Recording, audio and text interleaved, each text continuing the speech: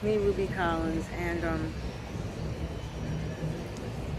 the reason why I'm posting these videos and sharing my personal business with everyone is because it's personal, but it's really not that personal. This is a family. We're a family here, and why, when someone in the family has an illness, that we keep it a secret and we don't share it. So this way we can inform the rest of the family as to what to do, what they might need to look into, what they might experience, and what can happen. So that's why I'm posting these videos. It's live, it's in real time, so to speak, meaning I'm going through this right now, and every time I have a moment where I'm thinking something, I want to share it.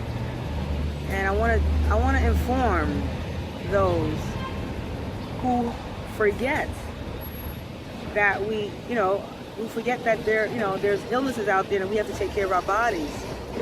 Now, not too long ago, I shared about my experience with thyroid nodules. I didn't have thyroid, an active one, hyper or hypo. I had nodules, and that there was an indication that my immune system was weak, from my research. And sure enough, now, when your immune system is not functioning well, it affects everything else, your entire body. Hence, developing cancer. So I'm not afraid to share my business. It's called life. And whatever the outcome is, I'm prepared to deal with whatever I have to do to make things better. And whatever I have to do to just, make things better. So I don't mind sharing my business. This is real life. If it was so personal, if it was such a secret, then we would never know anyone who had breast cancer. There would be there'd be nothing informative about breast cancer because we don't know of anyone who had it, but it's out there. Everyone, there's, I forgot what I was going to say. But nevertheless, my reason for sharing is because it's important. I think I want to educate. I want to help someone else. I want someone else to maybe avoid what I went through. And that's why I'm sharing.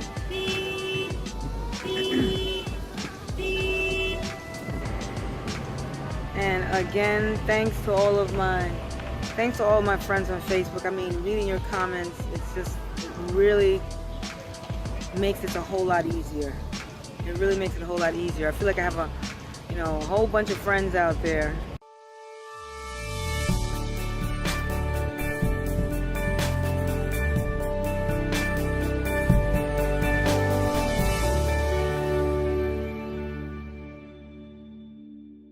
Life's a coat of many colors. It is never black and white. Can't have one without the other. The dark without the light. In the summer we were lovers. We're in the middle of a giant health epidemic here in the United States, and to a lesser extent in the world. I mean, just look around. Everybody's sick. Mm-hmm. I mean, spend an afternoon at Home Depot or Walmart. It's like the walking wounded, right? Yeah. I mean, the average American, currently, this is June 2011, is on 11 prescription medicines. 11 prescription medicines. This is not because we have a bad gene. This is not because we've been cursed by God. It's because we are all unwittingly eating food that's hurting us because we've had no prudent, good, science-based, clinically verified counsel about what's good food and what's bad food. And most importantly, everybody in the United States is undernutrified, and here's why. My colleague, Dr. Wallach, from 70 to 82, was in charge of $25 million of federally funded research. His research unequivocally proved, this is not arguable, this is an academic fact, that the human body has 91 essential nutrients. There are 91 essential nutrients that must be imported into the body every day. 91. 60 of the 91 are minerals, things like calcium and phosphorus and silica, right? The problem with minerals is they're only found in one place. They're in the soil. Or sometimes they're in the water, but if they're in the water, they're there because they've washed into the water from the soil. The problem is, there's no place in the United States, because of agricultural farming and also just because of Mother Nature's geology, that all 60 minerals exist.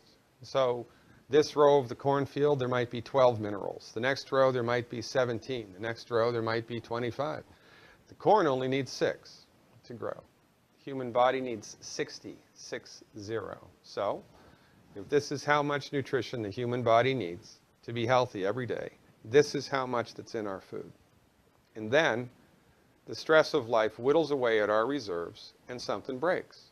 And then we go to a medical doctor who gives us a prescription drug to manage the symptom. We go from bad to worse. We're going to hell in a handbasket here because we've let MDs drive the bus of medicine for the last 100 years. And so the doctors, who, let's be fair, very, very often go into medicine with a desire to help people get well, don't even understand how much of what they're doing is harming their patient more than helping it. Something's terribly wrong when you treat cancer, the most deadly disease, and your hair falls out and you regurgitate, you vomit. This is astounding. This is truly medieval. Many years from now, people look back at this time and wonder what kind of Neanderthals we were. We are. Cancer isn't even the enemy. You find out that people in the United States and developed countries who are treated for cancer don't even die of cancer. They die of the treatment of cancer. For many years, I didn't think that people knew what made them sick, what caused cancer, but I've since come to realize that they do understand about diet, the environment, toxins, even emotions in the mind. But it's just too hard for them to change, to become responsible and become proactive participants in changing their life. We get greater toxic exposure from within our house than from without our house. So think about that. We get more toxic exposure by what we're cleaning our house with, what we're putting on ourselves, what we're spraying, what we're freshening the air with, what we are exposed to through the world of the EMFs, all the wireless devices, all the electrical devices, which is creating a condition called dirty electricity, which is impacting our body. There are things that we bring into our home that are outgassing chemicals. Our computers are outgassing PBDE, a flame retardant. They built it into the computers. When it heats up, it outgasses. Who has not heard that fast food is highly toxic and 100% related to all degenerative diseases, lives either in a cave or is so numbed by all the toxins that they don't realize the danger anymore. Everybody eats food, and none of us eat a perfect diet, and eventually it catches up with us. You are what you eat. You eat junk, and your body is junk. You know, literally everything in the center portion of the supermarket is almost all unhealthy. All toxins like MSG, aspartame, food colorings, food preservatives, they are found all guilty of having devastating effects. To talk about her newest book, Knockout, interviews with doctors who are curing cancer and how to prevent getting it in the first place. Suzanne, thanks so much for joining us. Thank you, Kathleen. Nice to be here. You've written a number of self-help books and have had a positive impact on so many lives as a result. Talk to us about why you wrote Knockout. I wrote Knockout because I was diagnosed with cancer 10 years ago. Correctly, and I am cancer-free. But earlier this year, I was misdiagnosed with lung cancer that metastasized throughout my entire body. In fact, my oncologist said, I have never seen so much cancer. And he said, what we can do is we can start you on full-body chemotherapy today. And I looked at him and I said, just so you know where I'm coming from, I'd rather die. I would never take chemical poisoning. It's just not in my nature to do something like that. He said, well, then I think you should think about getting your things in order. And this was reconfirmed over 6 days in the hospital by 6 different doctors, all telling me that it was inoperable, incurable, and essentially hopeless. What I did hold on to, around day 3 or 4, I said to my husband, you know, I've been keeping a file on these doctors who are curing cancer, in most cases without drugs. If I can get out of this hospital, I want you to take me to one of them. So on the 6th day, when it turned out that they were horribly wrong, I was misdiagnosed, it was wrong, I had no cancer at all after looking death in the eye for 6 days, I thought rather than get mad, I'm going to interview these doctors in this file. And that's what I've done for the better part of this year, is talk to these doctors, interview them, and I would say to each of them, it's all well and good for you to tell me this, I need to talk to your patients. They opened up their patients to me. I talked to stage 4, lung cancer, liver cancer, ovarian cancer, cervical cancer, breast cancer, prostate cancer, brain tumors. All these people living these normal, healthy lives, having not been degraded by harsh chemicals, and I realized there is another way that none of us know about, and so that's what I've written about in Knockout. Other options that you probably don't know anything about.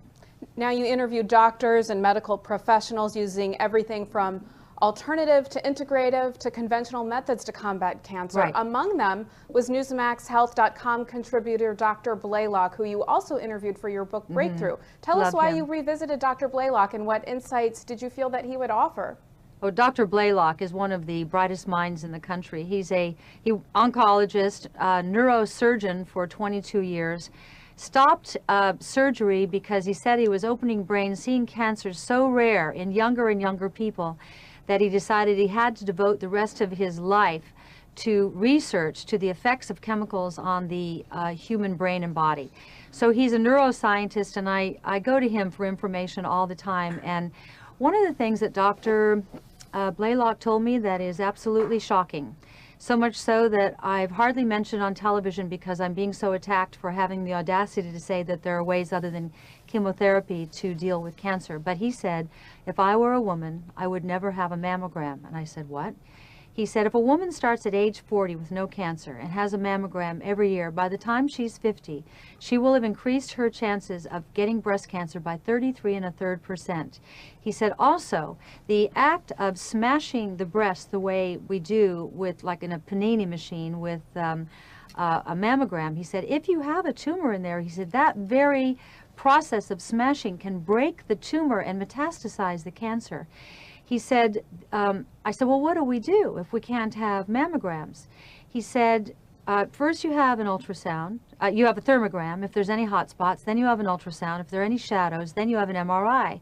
I said, well, we can't afford MRIs. He said, if the new gold standard became MRIs, he said, then they would be affordable. He said, because there's no radiation and you see a clearer picture in an MRI. He said, the cumulative effect of radiation from mammograms is actually giving women cancer, and no one wants us to. I was diagnosed with stage 3 colon cancer when I was 26 years old. I was rushed into surgery. I was told I would need 9 to 12 months of chemotherapy, but I refused chemotherapy, and instead I radically changed my diet and lifestyle. I basically overdosed on nutrition with tons of juicing and giant salads and fruit smoothies, tons of fruits and vegetables from the earth. Okay? So the first thing you need to understand about cancer is do not be afraid, okay? Don't be afraid. I know you probably are afraid, you're probably terrified because you think you're dying, but you're not, okay? Cancer is a very natural, normal process in the body. Everybody has cancer cells. We've all got them. The body is designed to recognize them and eliminate them when a cell mutates and becomes cancerous, okay? So that's a properly functioning body. So cancer is not the real problem. The lump or bump or lesion or whatever is typically not a real problem in your body. It's a problem, but it's not the problem, okay? The problem is that you are sick, that you have a systemic metabolic disease that is resulting in a tumor or tumors that are growing in your body, okay? So the tumor is the symptom. The tumor is not the real problem. If you cut the tumor off, your body's going to build another tumor, right? So when people have cancer, what is going on in their body? Well, cancer is a result of a body that is nutrient deficient and overloaded with toxins, and typically the result of a suppressed or overloaded immune system. So what is causing this? Well, we have the cancer death rate has tripled in the last 100 years. And if you compare our lifestyle to the lifestyle of our ancestors 100 years ago, it's very different. And so what has changed? The food we're eating. We're eating all this processed man-made food that we were never designed to eat. Plain and simple, you've got to get back to foods that are coming straight out of the earth in their natural form, fruits and vegetables. The earth was created for us, and everything we need comes from the earth. It's such a simple concept. And you know what? Truth is simple. So what the problem is that we are overfed, but we're malnourished. We're stuffed, but we're starving. And we're getting plenty of protein, fat, and carbs, but we're not getting these valuable, critical micronutrients. That's vitamins, minerals, enzymes, antioxidants, and the thousands of phytonutrient compounds in fruits and vegetables, in plants, that support the body's ability to heal and function at optimal levels. So not only are we missing a lot of these nutrients in our daily diets, but we're also putting in all this artificial man-made food that our body doesn't know what to do with. We're polluting our bodies with artificial chemicals, flavors, colors, texture enhancers, artificial fats, fake food. And that stuff is poisoning us. Literally, you are poisoning and polluting your body with processed food, right? Cokes, sports drinks, fast food, microwave food, restaurant food, all this stuff has been altered, and it's loaded with processed sugar and salt and all that other stuff I mentioned before.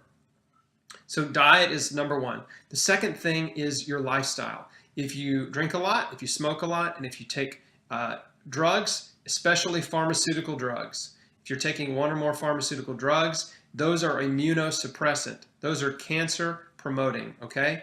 There's no pharmaceutical drug that is good for you. And your condition is not because you are lacking a pharmaceutical drug. So pharmaceutical drugs do not heal.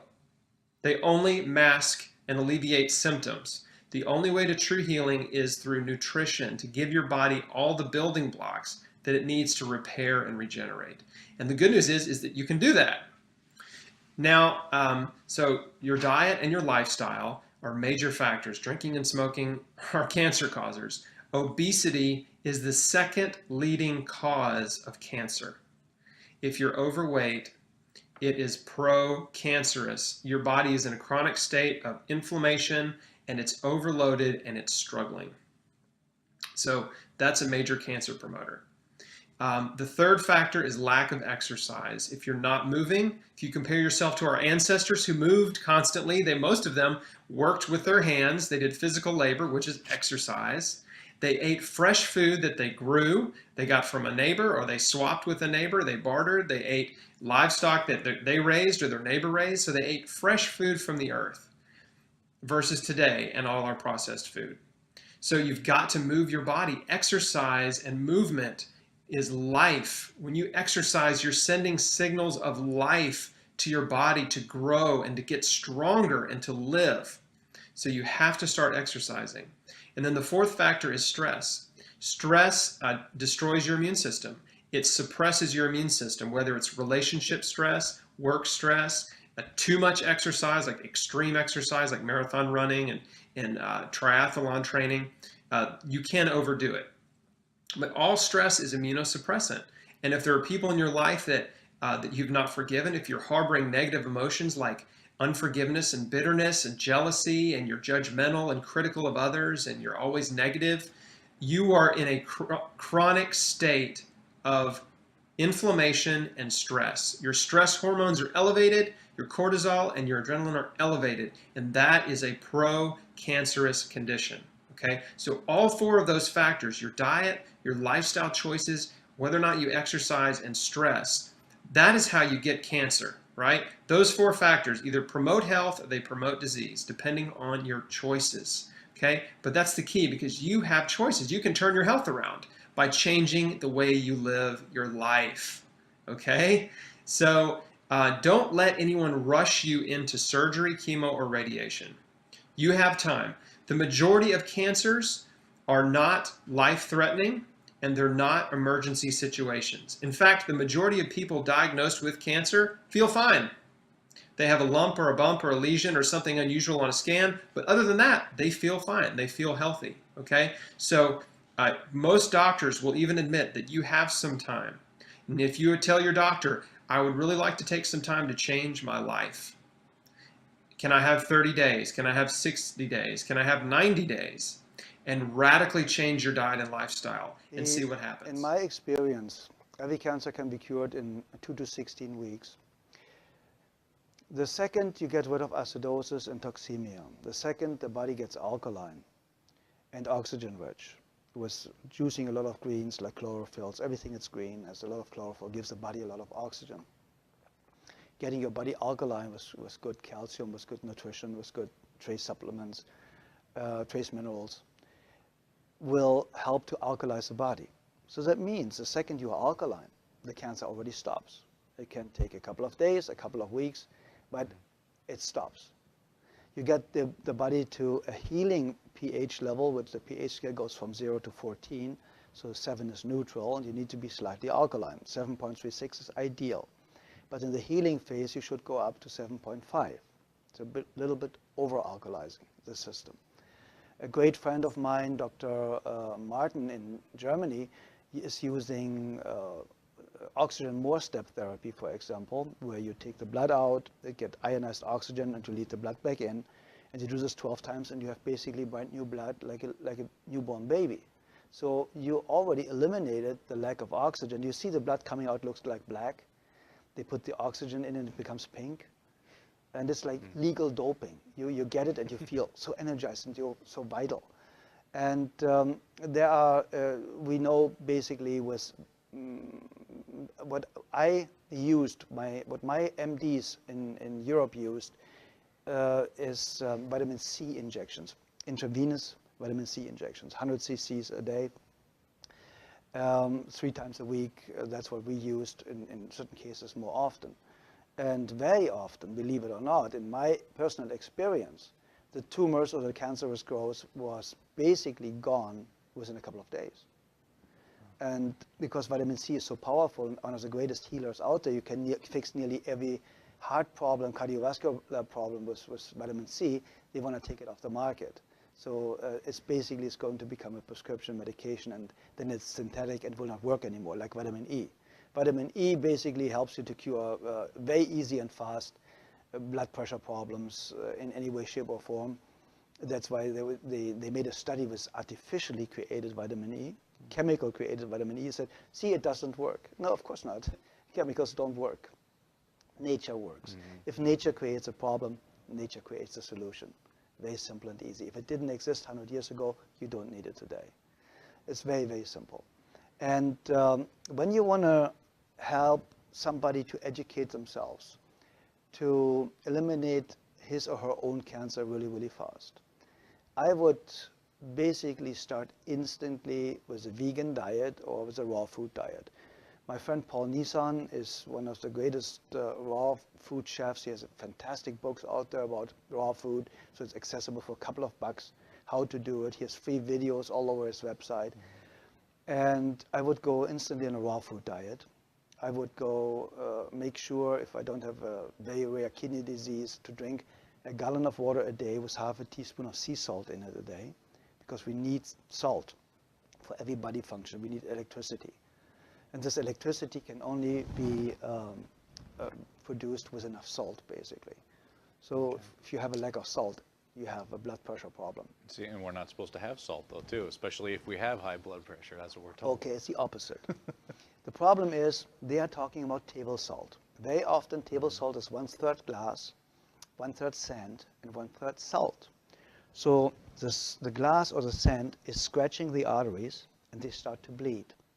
So now cholesterol goes there to stop it from make you survive, to stop it from bleeding, so that you don't bleed to death internally.